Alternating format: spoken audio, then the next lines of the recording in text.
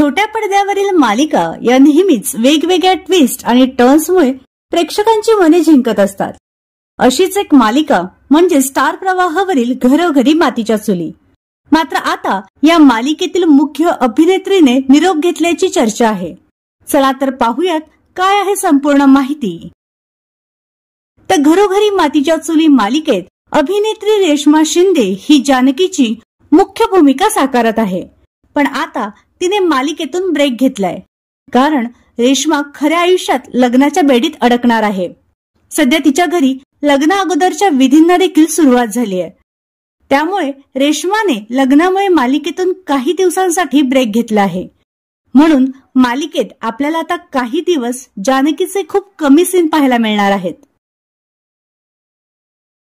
तर तुम्हाला अभिनेत्री रेश्माची मालिकेतील भूमिका आवडते का, हे आम्हाला कमेंट बॉक्समध्ये नक्की कळवा.